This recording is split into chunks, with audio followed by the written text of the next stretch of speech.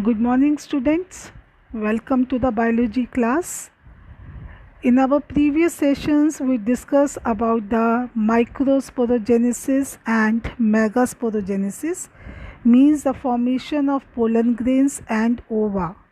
Today, we are starting with our next event of pre-fertilization, that is pollination. Pollination means the transfer of pollen grains from anther over the stigma so that it can go for the fertilization. Types of pollination, that is autogamy, deuterogamy and xenogamy and allogamy. These are three types of pollination depending upon the source of pollen grains. Autogamy, deuterogamy, they are known as self-pollination, whereas xenogamy known as cross-pollination. And it will be more clear with these images. You can see in the first image that the transfer of the pollen grain is on the stigma of a same flower. That means no particular contamination or interference of any other agents. So this is the autogamy, where you will get 100% same, genetically same structures of the plant. Matlab they are similar, they are genetic similar as that of the plant. The example is pea and rice. Whereas in deuterogamy, you can see that is the transfer of pollen grain to the stigma of another flower but of a same plant.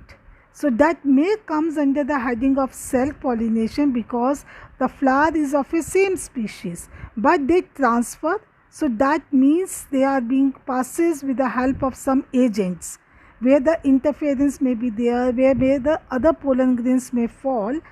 Therefore, they are genetically similar to the autogamy but functionally as cross-pollination. Example is cucurbita, that is cucumber. And the next is your xenogamy, that is exclusively of cross-pollination, transfer of pollen grain to the stigma of a different plant, of a different flower, of a same species. So that is the brings genetically different types of the pollen grains to the stigma. So example is papaya, maize or any other unisexual flower. So again I am going to repeat what is the difference between these three types of pollination. Number one is autogamy, in which the transfer of the pollen grain is from the anther to the stigma of a same flower, and these are the bisexual flower where no interference is there, therefore they are genetically similar. And self-pollination, example is pea, rice. Deuterogamy, that is a transfer of pollen grain from the anther to the stigma of another flower of a same plant. So they are genetically similar but functionally that is cross-pollination with the help of some agents. Then xenogamy, that is a transfer of pollen grain from the anther to the stigma of another flower of another plant but of a same species. So they are genetically different and that is functionally cross-pollination. Example is papaya. So after the you can say the transfer of the pollen grains on the stigma of your pistil or the carpel, now from the pollen grain the pollen tube will develop and this shows the fertilization. So now next is our double fertilization. So the double fertilization, as we have already discussed, that the pollen tube consists of two male gametes, and while falling on the stigma they are passing through the style and reach to the ovule where the embryo sac is present. So out of two male gametes, one will fuse with the ova to form the zygote, another will fuse with the that is pollen nuclei to form the endosperm, primary endosperm. Pollidy of your zygote is 2n and pollidy of your primary endosperm is 3n.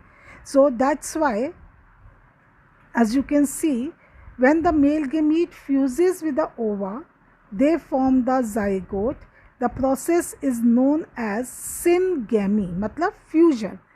And when another male gamete fuses with two pollen nuclei, they form the primary endosperm nucleus, which is 3n. The process is known as triple fusion. So in the same particular ovule, both syngamy and triple fusion takes place. The process is known as double fertilization. This is a unique characteristic of angiosperm, where two fertilization takes place. One is syngamy and another is your triple fusion. This is very important. You can say the characteristic, the feature of your angiosperm. So by this we finish our fertilization, in which we have discussed the formation of the gametes, that is pollen grains, ova, and then we have discussed about the pollination, by which the transfer of the pollen grains takes place. And next we discuss about the double fertilization, and next will be our post fertilization events. So we discuss only two events over there, that is the development of endosperm. So from where the endosperm developed, that is from the primary endosperm nucleus. Okay, and it will develops earlier than zygote. This question is very important, कि why endosperm is developed earlier than zygote? Because to provide the assured nutrition to the zygote. Question आता है कि endosperm पहले बनता है, zygote उसके बाद बनता है. वाई? बिकॉज एंडोस्पर्म ही जाइगोट को एम्ब्रियो बनाने में नॉरिशमेंट देगा. That is known as your assured nourishment to the zygote. So we are having a types of endosperm, that is nuclear and cellular, and by the images you can see the first is of a nuclear. You can see the nuclei, that is your primary endosperm, which is of 3n. It will undergoes the meiotic division to form 2, then they form the 4, then they form the 8, and then they form the 16, 32 and so on. Only the free nuclei are there. After the formation of number of nuclei, free nuclei, then they start forming the cell wall, and that is known as your cellular endosperm. So you can see here what is the difference between nuclear and cellular endosperm. In nuclei you can see after the formation of free nuclei, the periphery will have the cell wall, and inside you will get the free nuclei. And this is a very good example of coconut. Coconut तो खाया होगा, उसके अंदर पानी है, जैसे कहते हैं नारियल पानी. तो that is a formation of two types of endosperm in one coconut, कि जो पानी है that is the free nuclear, और जो बाहर का वाइट पोर्शन है जिसे हम वाइट कैनल बोलते हैं, that is your multicellular endosperm. So first the free nuclei are being formed, followed by the formation of the cell wall at the periphery, that is called as a multicellular endosperm. Now what is cellular endosperm? So one nuclei divides into two, followed by the cell division wall, then 2 to 4 again followed by the cell wall, and then they will form the number of the cell wall. So there is no free nuclei in the cellular endosperm. So this is the difference between the nuclear endosperm and the free cellular endosperm. Is it clear? चलिए next we have one more picture about the halobial endosperm and the ruminant. These are not in your syllabus, you just go through the images if you feel like. So this is about the formation of endosperm, and we know that we are having two types of seed, that is dicot and monocot, and that is called as endospermic, non-endospermic. We will discuss that in our formation of seed. So next is your embryo development.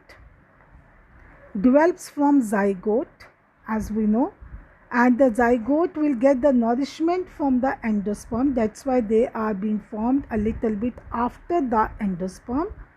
Fine, and develops at the micropylar end of embryo sac. So we are having two types of embryo formation, that is in dicot as well as in monocot. So in dicot you can have a particular sequences of formation of the structure. So dicot first undergoes the transverse section, forming a large basal cell and the small terminal cell. So the zygote divides into the two cells, that is the large basal cell and the small apical or the terminal cell. The large basal cells, they enlarges, undergoes the transverse division to form the 6 to 8 cells called as suspensor. And the first cell of suspensor, it is towards the micropylar end, that is a large in size, known as haustorium. That is a large cell that is known as the haustorium. Fine. So next is, that is the last cell of the suspensor. Last cell of the suspensor, which is being towards the chalaza end, that point is known as the hypophysis. That point is known as the hypophysis. This point is known as the hypophysis, and from here the radicle will develop. You know what is radicle? That is your future root. ठीक है, यहाँ तक मैं दोबारा बताती हूँ. Zygote undergoes the two cell stage, that is your basal and your apical or the terminal, and your large basal cells that undergoes the transverse sections to form the suspensor. और suspensor का जो first cell है, that is towards the micropylar end, is larger, known as the haustorium, and the last cell which is end towards the chalaza and hypophysis, जिससे बनेगा radicle और radicle से बनेगा root. Now the smaller terminal or apical, they undergoes the vertical sections. They undergo the vertical sections. So they first form the 2 followed by the 4 and then they form the 8. So the smaller terminal, they undergoes the 1 vertical section, 2 cell form, the terminal divides into the 4, that is called the quadrate stage, followed by the 8 cell, that is pro-embryo or the octet stage, that is the pro-embryo or the octet stage, and they will form the pemmule. That is, they will form the pemmule, which will start forming the, they will form the pemmule and they form the heart-like structure after the pro-embryo, that is called as your first, that is called as your global embryo, and this is called as your heart-shaped embryo, and they undergoes the division. This is your called as the point from where the pemmule and the cotyledons are being formed, and then you can see the mature embryo structure where you are having the pemmule which will form your stem, you are having the radicle which will forms your root, and followed by your cotyledons. So the point of attachment, that will be more in the structure of the dicot. So this is about, that is the various stages of the embryo, that they will form the pro-embryo as a global shape, then they form the heart shaped, and which will form the fully mature embryo. So the stages are there. So content is very much good in your particular NCERT. Go through it stepwise. So next is your structure of dicot embryo. So the structure of dicot, the examples of dicot is your bean, pea. We are having the example bean plant, pea plant, and mango. These all shows your dicot. As the name indicate, dicot means 2 cotyledons. Dicot means the 2 cotyledons. So the portion of the embryo axis above the level of the cotyledon is called as epicotyle, that is known as your epicotyle, from where the pemmule will develop into the future shoot. Pemmule will develop into the future shoot. ठीक है, and the cylindrical portion below your cotyledon is hypocotyle and which develops into the radicle, or that is your future root, and the root tip is covered by the root cap, that is known as your clypetra. So these are the various types, or you can say the parts of your dicot embryo, that is your epicotyle and pemmule, which will form your shoot. Then you are having the hypocotyle, which will forms the radicle, and the future root with the root tip covered by the chyla patara. So this is the structure of your dicotyledon embryo, means they are having a two cotyledons, and the future of cotyledon is the leaf, which will provide the nourishment. Now next we are having the monocotyledon embryo or the monocot embryo. Example is grass, very common, and you are having the banana, bamboo plant. These are the common examples of your monocot plant. So they are having monocot, means one cotyledon. The cotyledon is situated on one side of the embryonal axis known as scutellum. The radicle and the root caps are situated at the lower end, and they are being surrounded by the undifferentiated sheath, that is called as a coleoregia. And the shoot apex and the few leaf peridoms are enclosed in the hollow foliar structure in epicodyle known as the coleoptile. So the portion of embryonal axis above the level of attachment of scutellum is epicotyle. So we are having a coleoregia, coleoptile, which are surrounding your radicle and the root cap, and the potile, that is your pemmule or the leaf, which will develop into the root and the shoot in the mature embryo. So by this we finish two stages of our post fertilization, that is your embryo formation, endosperm development. After that we are having a seed and fruit, which we will discuss in our Zoom class. I hope everything is clear till then. Go through your NCERT, consult the pictures, go through it slowly, and in our next session we will discuss rest of our topics along with your queries. Till then, stay home, stay healthy. Thank you.